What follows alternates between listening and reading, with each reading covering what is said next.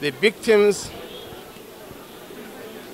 will be taken care of under the canopy of the Polaco initiative.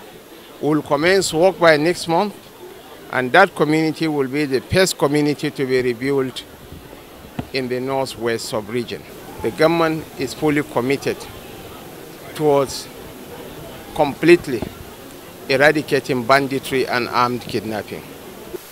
And be rest assured that the federal government stands by the community affected and the government and people of Kaduna State on this unfortunate incident.